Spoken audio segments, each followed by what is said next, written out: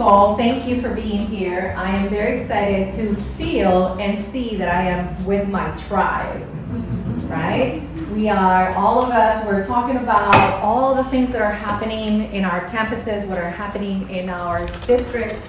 But I'm very excited to be with like-minded people who are looking at the future and how the future needs to be implemented now. Now, right? Keep eating, keep drinking your water, it's okay, grab your coffee, it's okay. I won't take much of your time, but I do want to say that I am really glad and happy to be here with you today. So like I was presented, right now I'm Olga Romero. I am a executive director for school leadership at Fort Worth ISD. I spent 10 years, you see my coach right there, what to do. I'll talk a little bit about my journey. I was at Dallas ISD and I see some of my Dallas ISD peeps right there. Friends, hi, how are you? Friends forever. Dallas ISD was really good to me, but I had the opportunity to move into the leadership realm and now I'm excited to engage in this work over there. So the presentation is about becoming human alongside tech, and this is exactly what we've been talking about today. It's how do we use responsibly technology to enhance the learning experience and enhance our daily life, right? Technology's not friend, human. There we go. All right. So does technology make us more human? So this is an article written by Ray Hoffman. Does anybody know who that is? Well, it's right there, right? The co-founder of LinkedIn. Can somebody read the first paragraph for me out loud? Comment, you got a good voice? Oh. What defines humanity is not just our unusual level of intelligence, but also how we capitalize on that intelligence by developing technologies that amplify and complement our mental, physical, and social capacities. If we merely lived up to our scientific classification, Homo sapiens, and just sat around thinking all day, we'd be much different creatures than we actually are. A more accurate name for us is Homo techni. Humans as tool makers and tool users. The story of humanity is the story of technology. Technology is the thing that makes us us.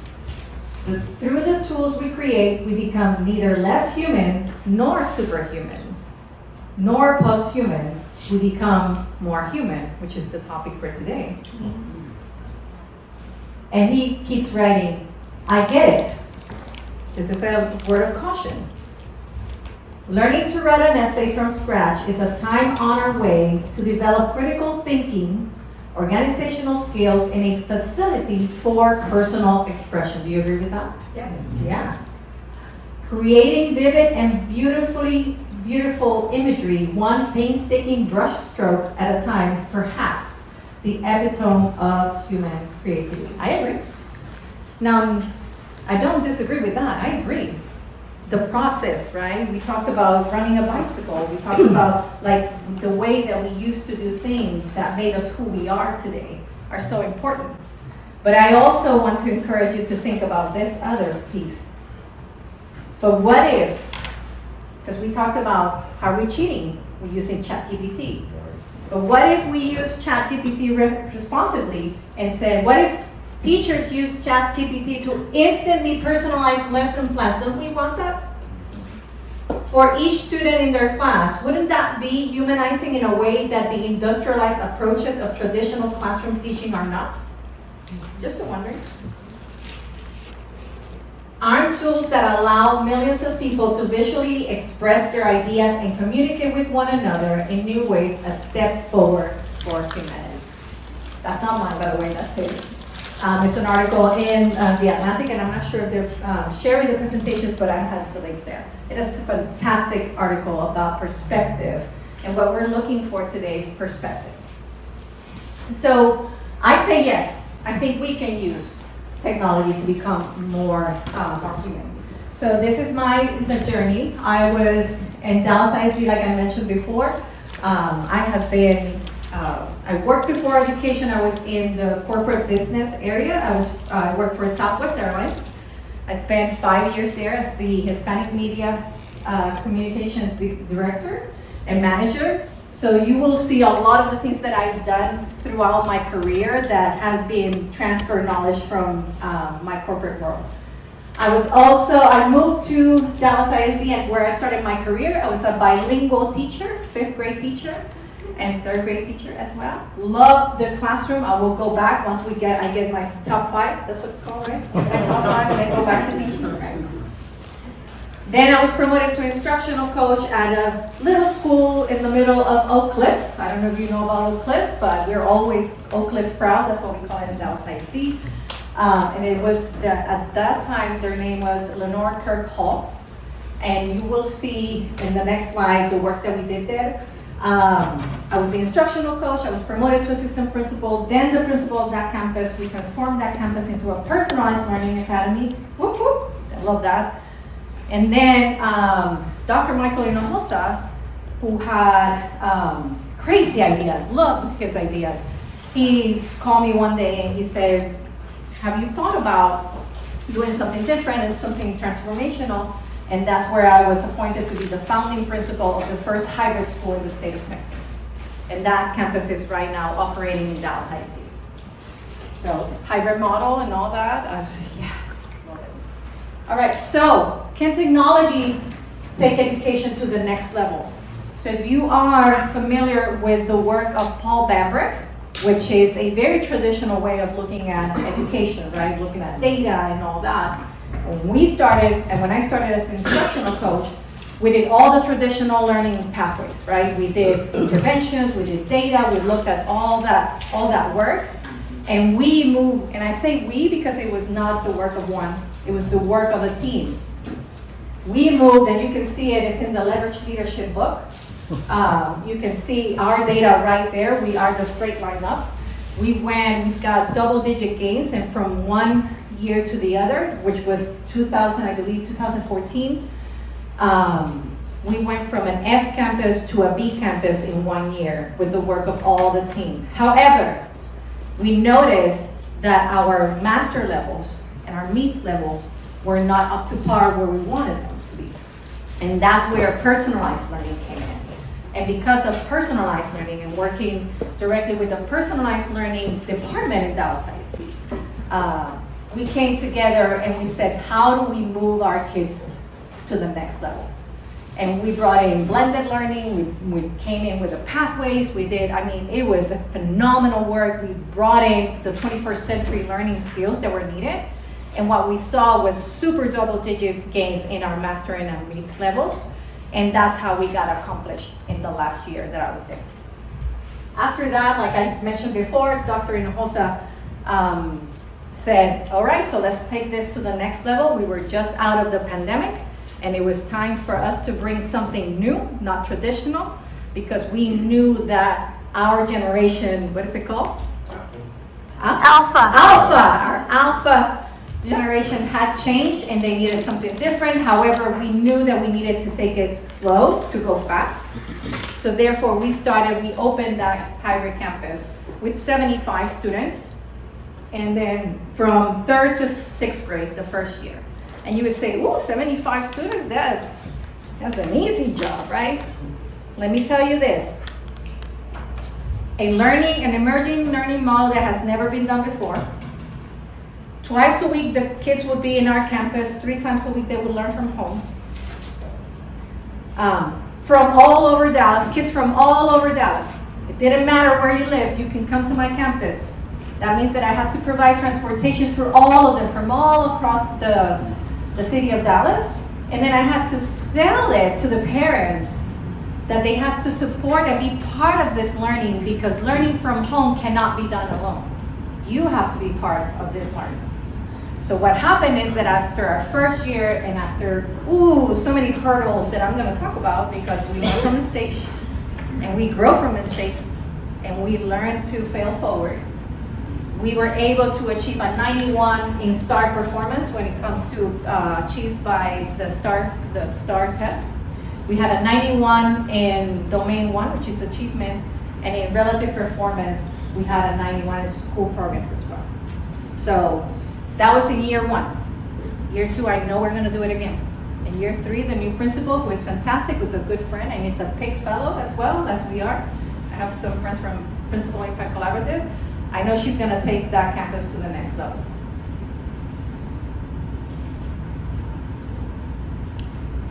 Okay, so why does it even matter? Why do we have to include, embrace technology in our campuses?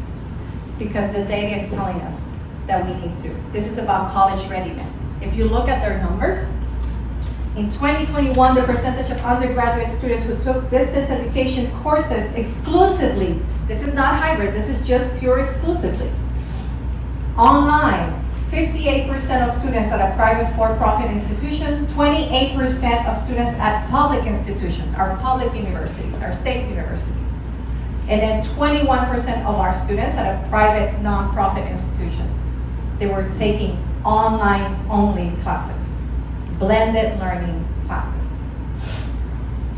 And then in Texas, because let's take it, that's national, let's take it home.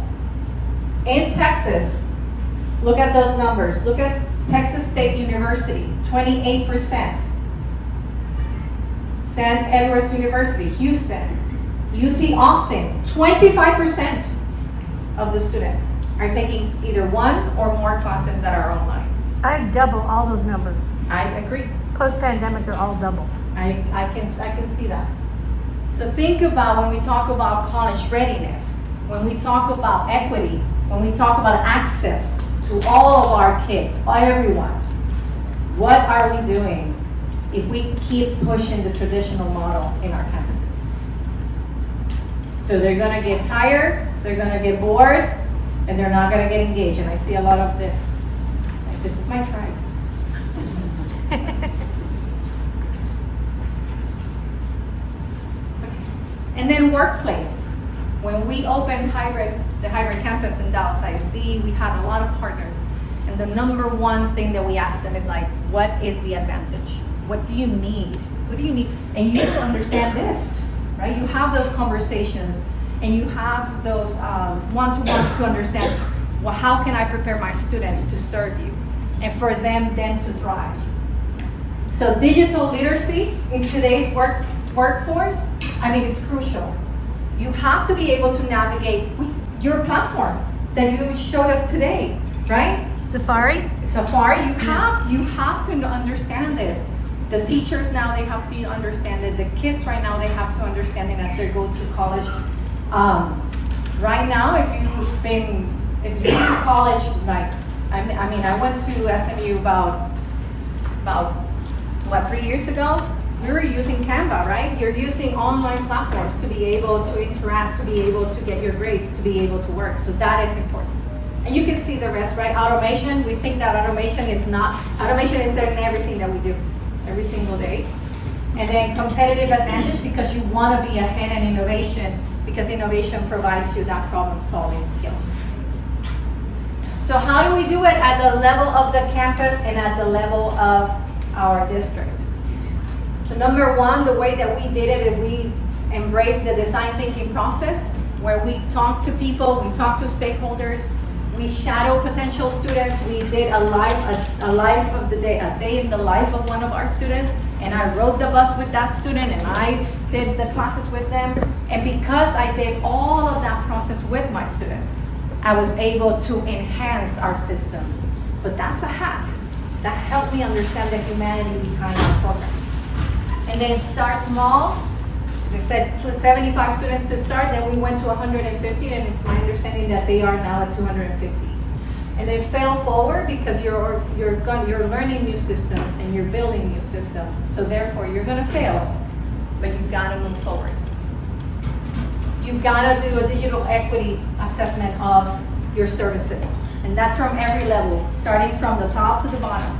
So what are the softwares that are available? Are the softwares available at home? Are the software available in your campus? Accessibility for all languages. You just heard about that, right? Does your teacher really know, and do your parents know the technology that they have at home and that they're supporting the kids? Because it's fine, they have access, but what about their parents? The kids have the access, But if the parents don't know how to support them, we're not gonna move forward, and that's the reality of this.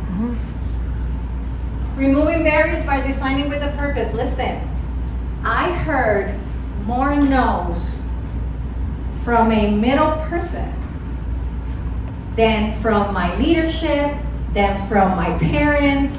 There was somebody in the middle, and you, if you're in education, administration, you know this. Somebody, it's not their fault. It's just that they're not in the process when it comes to designing. If you are at the central level, I need you to get everyone who is in the command chain to be involved in those conversations. Because we want to bring you, and we want to bring you, but there's a little in procurement. There's somebody in procurement. I see a lot of this. There's somebody in procurement. They don't mean they're following policy. Listen, they are following policy. They are. And we cannot go against that. We always, hear me out, we always follow policy. But then we have to make everyone part of this decision. We have to ensure that they are in the know and understand, and then we have to then provide the information that they need so that they can support us. Model your expectations, customer service in everything. That is a big one when you are implementing technology. You have to work on that customer service. You have to be the face, you have to be the ears, you gotta be present for all of those that you are serving.